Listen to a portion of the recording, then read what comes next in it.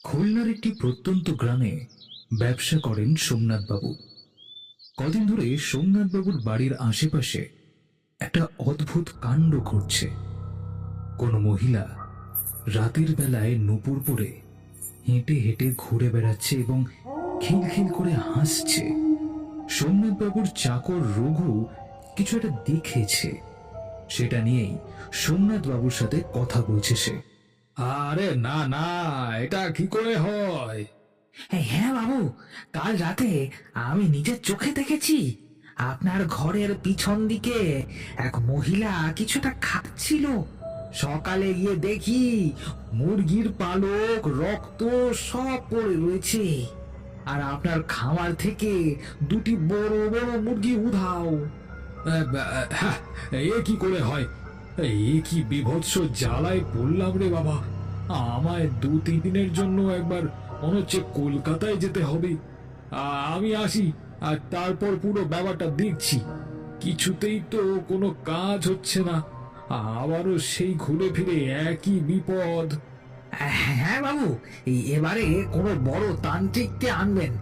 এইভাবে দিন দিন আপনাকে আর গিন্নিমাকে এত কষ্টে দেখতে আমার আর ভালো লাগছে না। আপনি বরং যান, একজন ভালো তান্ত্রিককে নিয়ে আসুন। আমি বরং যাই, আর রান্নাঘরে গিয়ে রান্না বসাই। হ্যাঁ হ্যাঁ, একদম একদম। কে কে কে এখানে? এটা কি করে সম্ভব?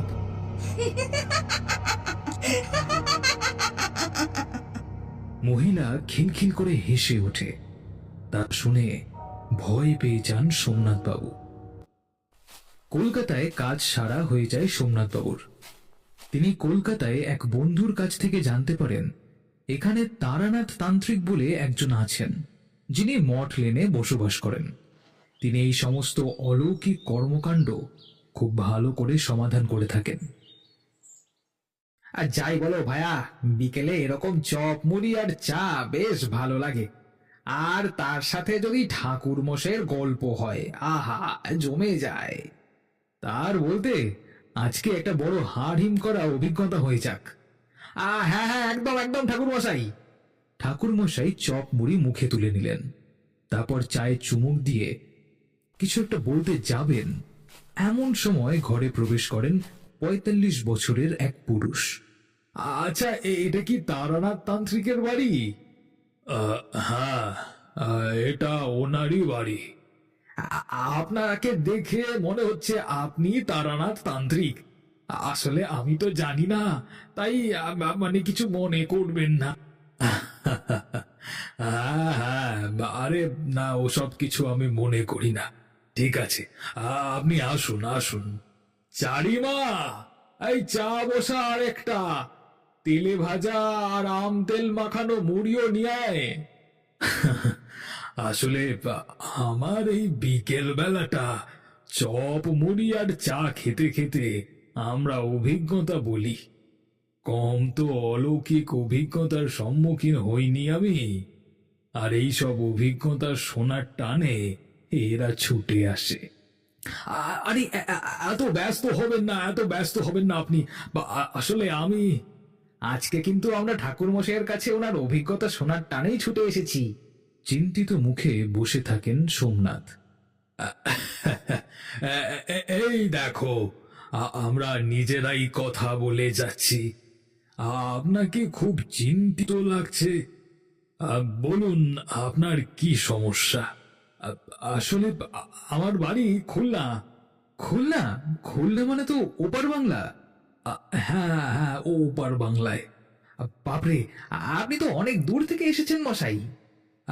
আসলে কলকাতায় একটা কাজে এসেছিলাম, আর তারপরে আমার কলকাতায় অনেক বন্ধু বান্ধব রয়েছে, তাদের কাছ থেকে জানতে পারলুম ঠাকুর মশাইয়ের কথা। আমার বাড়িতে বড় বিপদ, কিন্তু কি হচ্ছে বুঝতে পারছি না। আর যদি একটু সমাধান মানে মানে বুঝতেই পারছেন কি হয়েছে, এটা ভালো করে আমাকে বলুন, না হলে আমি কিছুই তো বুঝতে পারছি না। আমি বিবাহিত, আমার স্ত্রী আছে। এই নিয়ে আমার স্ত্রী পর পর 3 বার সন্তান সম্ভবা হয়েও মা হতে পারেননি। ও যতবারই এই সন্তান সম্ভব হয়েছে, আমার বাড়িতে অলৌকিক শক্তির উপস্থিতি লক্ষ্য করেছি আমি। বাড়ির আশেপাশে নুপুর পড়ে হাঁটা, রেগে গোঙানোর আওয়াজ, খিলখিল করে হাসির শব্দ, রান্নাঘরে উৎপাত, খাওয়া চুরি। তারপর আমার স্ত্রীর কোনো কারণে অসুস্থ হয়ে যাওয়া বা অন্য কিছু, তারপরই হয়ে যায় গর্ভপাত। প্রথমবার আমি এটাকে শুধু একটা যোগসূত্র ভেবেছিলাম, কিন্তু যখন আরো দুবার এই ঘটনা পুনরায় হয়, তখন বিশ্বাস করেছিলুম মানে কিছু একটা ঘটছে। আমি এক তান্ত্রিককে ডেকে এনে চেষ্টাও করেছিলাম, কিন্তু উনি কিছুই করতে পারেননি। তারপরে তারপরে আগের সপ্তাহে সেদিন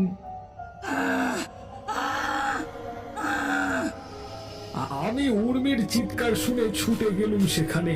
ছুটে গিয়ে দেখতে পেলুম উর্মি শূন্যে ভাসছে, চারিদিকে খাবার ছেটানো, রান্নাঘরে সবকিছু লন্ডভন্ড। বাঁচাও, আমাকে বাঁচাও, বাঁচাও আমাকে। উর্মির তখন 6 মাস চলছিল। বেচারি খুব ভয় পেয়ে গিয়েছিল, আমিও ভয় পেয়ে গিয়েছিলাম। হঠাৎ করে সেখান থেকে উর্মি পড়ে যায় মাটিতে।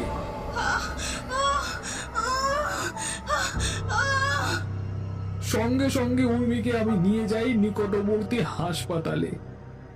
মেয়েটা ভীষণ কষ্ট পেয়েছে, কোন রকমে বেঁচে গেছে, কিন্তু সন্তান মারা গেছে। ডাক্তার বলে দিয়েছে উর্মি আর আর কখনোই মা হতে পারবেন না। মানে খুবই দুঃখের কথা।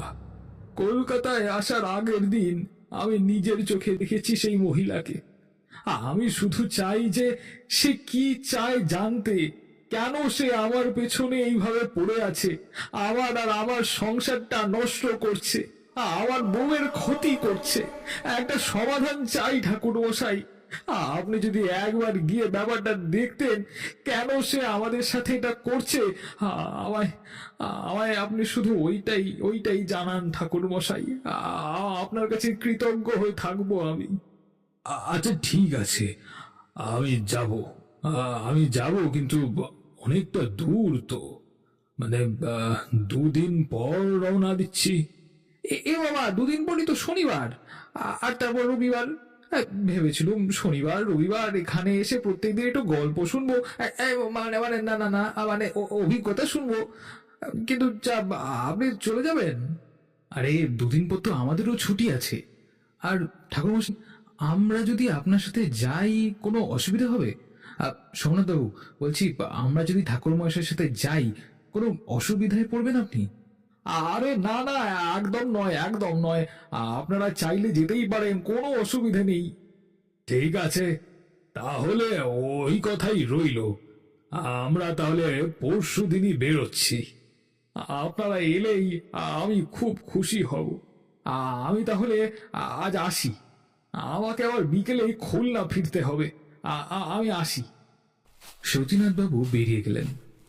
আমাদের প্রিয় ঠাকুরমশাই চিন্তিত মুখে বসে রইলেন। আপনি এত কি ভাবছেন ঠাকুরমশাই? হ্যাঁ ঠাকুরমশাই, কি হলো আপনার? মধুসুন্দরী দেবীর কৃপায় আমি কিছুটা হলেও সবকিছু বুঝতে পারি, কিন্তু এই ক্ষেত্রে আমি কিছুই বুঝতে পারছি না।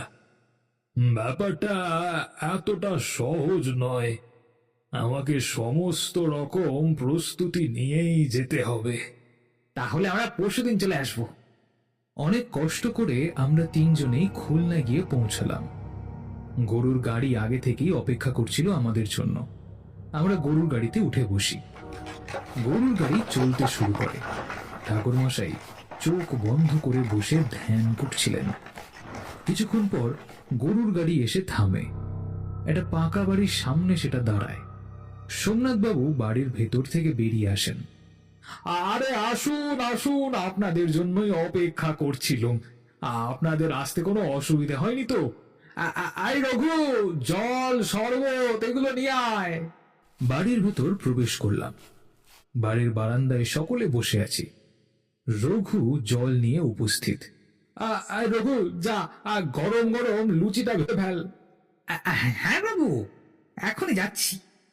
আরে এত ব্যস্ত হবেন না, এত ব্যস্ত হওয়ার কোনো দরকার নেই।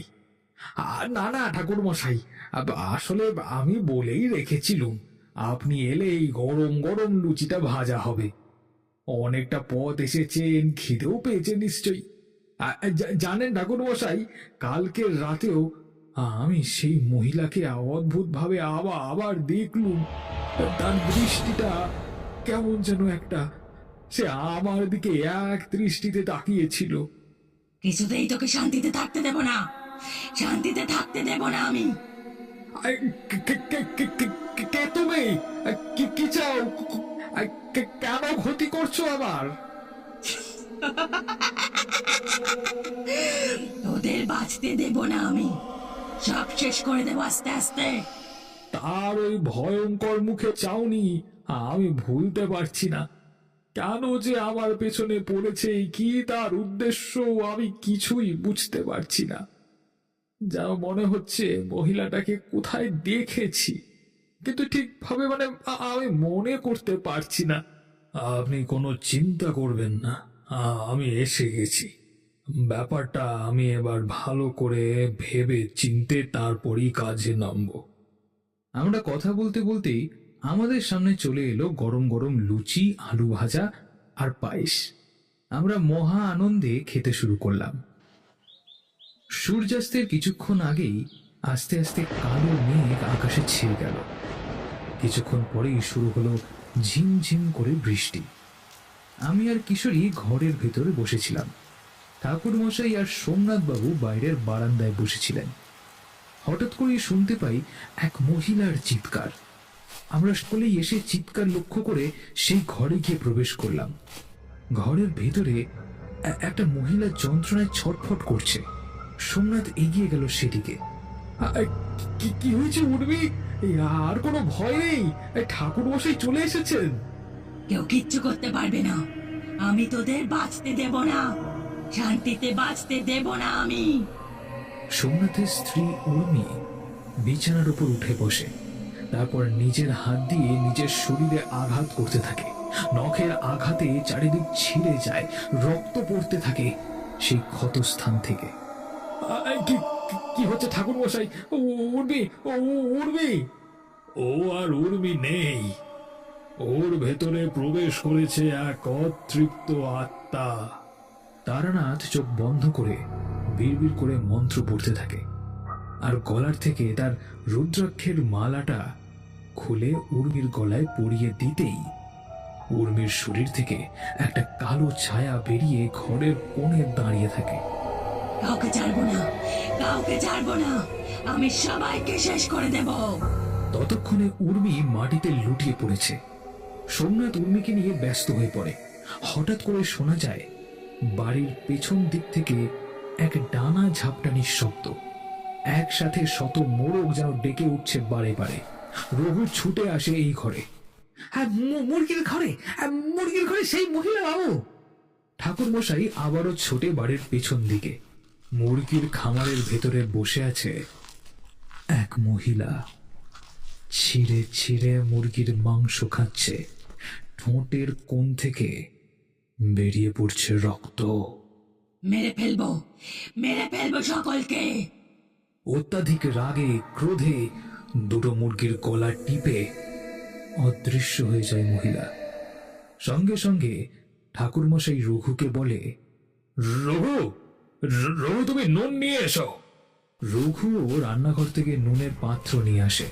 সেই নুন মন্ত্র পড়ে ঠাকুরমশাই সারা ঘরের চারিদিকে ছড়িয়ে ছিটিয়ে দেয়, যাতে কোনো খারাপ শক্তি ঘরের ভেতর প্রবেশ না করে।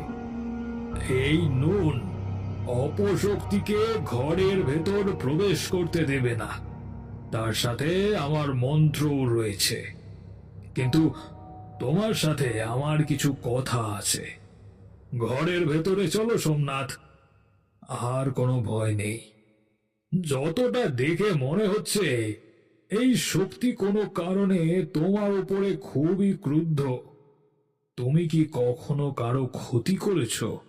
সোমনাথ চিন্তিত মনে বসে থাকে। কিন্তু একটা কথা ভেবেও বলতে পারে না সোমনাথ। আমাকে যদি তুমি সবটা না বলো তাহলে কিন্তু আমি কিছুই করতে পারবো না সোমনাথ। কাউকে বাঁচাতেও পারবো না আমি। সোমনাথ চুপ করে যায়। কিছুক্ষণ পর সোমনাথ বলে, আমি যেই দিনই প্রথম ওকে দেখেছি আমি চিনতে পেরেছি, কিন্তু আমি এই যে। চিন্তা করো না সোমনাথ, আমাকে সবটা বলো, কিছু লুকোবে না। সোমনাথ অনেকক্ষণ চুপ করে বসে থাকে। তারপর বলে, বিশ্ববিদ্যালয়ে পড়ার সময় একটা মেয়ের সাথে আমার পরিচয় হয়। মেয়েটার সাথে আমি ঘনিষ্ঠ হয়েছিল, তারপরেই আমাকে ফিরে আসতে হয়েছিল খুলনাতে। তারপর থেকে ওর সাথে আমি আর কোনো যোগাযোগ করে উঠতে পারিনি। অনেক দিন পর যখন আমি ফিরে গেছিলাম, শুনেছিলাম ও অন্য কোথায় যেন চলে গেছে। আমি যেদিন প্রথম ওকে দেখেছিলাম আমি দেখেই চিনতে পেরেছিলাম, কিন্তু ও কেন আমার পেছনে লেগেছে, কেন আমার ক্ষতি করতে চাইছে আমি বুঝতে পারছি না। এটা তো নূপুরের আওয়াজ। এটাই সে আবার ফিরে এসেছে ওই নূপুর পরে। আমি ওকে নূপুর কিনে দিয়েছিলাম প্রথম পুরস্কার হিসেবে। ঘরের বাইরে ততক্ষণে জোরে বাতাস বইতে শুরু করেছে। এক অদৃশ্য শক্তির বেড়াচালের জন্য সেই অপশক্তি ঘরের ভেতর ঢুকতে পারছে না। ছাড়বো না, আমি কাউকে ছাড়বো না, তোকে শেষ করে দেব। শয়তান, তোর জন্য আমার জীবন নষ্ট হয়েছে, অনেক অপমান সহ্য করতে হয়েছে। আমাদের ঠাকুর মশাই সব শুনে বেরিয়ে আসে ঘরের বাইরে। নিজেকে গাত্রবন্ধন করে এগিয়ে যেতে থাকেন ওই মহিলার দিকে। কেন এসেছিস? কি চাস তুই? হ্যাঁ, তার আগে বলো তুমি কি চাও? কেন এসে এদেরকে বারবার কষ্ট দিচ্ছ? আমি কষ্ট দিচ্ছি? আর যে কষ্ট আমি পেয়ে মারা গেছি তার বেলা? এ তো সুখে এখানে ঘর করছে, আর আমার কথাটা ভাবুন তো। কি হয়েছিল? কি হয়েছিল তোমার সাথে? ততক্ষণে সোমনাথ, আমি আর কিশোরী এসে উপস্থিত হয়েছি ঘরের বারান্দায়। কি চাই তোমার? আমার জীবনটাকে এরকম অনিষ্ট কেন করে তুলেছ? আমার বউয়ের তিনবার ক্ষতি কেন করলে তুমি? লজ্জা করে না শয়তান? আর তুই যে আমার ক্ষতি করেছিস তার বেলা? আমি তো 1 বছরের মধ্যে তোমার বাড়িতে যাই, কিন্তু কাউকে দেখতে পাইনি, তোমাকেও খুঁজে পাইনি। 2 মাসের কথা বলে 1 বছর কি করে পারলে তুমি? তোমার জন্য আমি গর্ভবতী হয়ে পড়ি। আমি কত চেষ্টা করেছি তোমার সাথে যোগাযোগ করার, কিন্তু কোনো উপায় ছিল না। আস্তে আস্তে পাড়া প্রতিবেশী, বাবা মায়ের লাঞ্ছনা খেতে খেতে আমি গলায় দড়ি দিই। বেঁচে গেছিলাম, হাসপাতালে ভর্তিও ছিলাম আমি, কিন্তু পেটের সন্তানটা মারা গেছিল। তখনই আমি প্রতিজ্ঞা নিয়েছিলাম তোমাকে শেষ করব। হাসপাতালের ছাদ থেকে ঝাঁপ দিয়ে আমি আত্মহত্যা করি। কি বলছো তুমি? আমি তো এইসব কিছুই জানতাম না। তুমি আমার সন্তানের মা হতে গিয়েছিলে? একবারও তো খবর নিসনি শয়তান, তোকে আমি ছাড়বো না। প্রেতাত্মা এগিয়ে এসে সতীনাথকে স্পর্শ করতে চায়, কিন্তু এক অদৃশ্য শক্তির প্রভাবে সে দূরে ছিটকে পড়ে। না না, এটা কি হচ্ছে আমার সাথে? এটা আমি মেনে নেব না। তুমি এখন কি চাও মা? সোমনাথের মৃত্যু, ওকে আমি শান্তিতে থাকতে দেব না। ততক্ষণে সোমনাথ কান্নায় ভেঙে পড়েছে। আমাকে আমাকে ক্ষমা করো, না আমাকে ক্ষমা করো তুমি। আমি কখনোই চাইনি তোমার জীবন আমার জন্য নষ্ট হোক। আমি তোমাকে সত্যি ভালোবেসেছিলাম। আমি জানতাম না এইরকম কিছু একটা ঘটেছে। আমি আমি জানতাম না। সব সময় ভাবতাম তুমি বুঝি আমাকে ছেড়ে চলে গেছো। আমাকে আমাকে ক্ষমা করো তুমি, আমাকে ক্ষমা করো। সোমনাথকে কাঁদতে দেখে একটু হলেও করুণা হলো প্রেতাত্মার। চোখ দিয়ে জল গড়িয়ে পড়ল। এ কান্না মিথ্যে নয়, তার মানে তুমি সত্যি আমার খোঁজে এসেছিলে? আর আমি অনেক বড় ভুল করেছি। তিনটে সন্তানের ক্ষতি করেছি। আমি একজন মা হয়ে কি করে পাইলাম?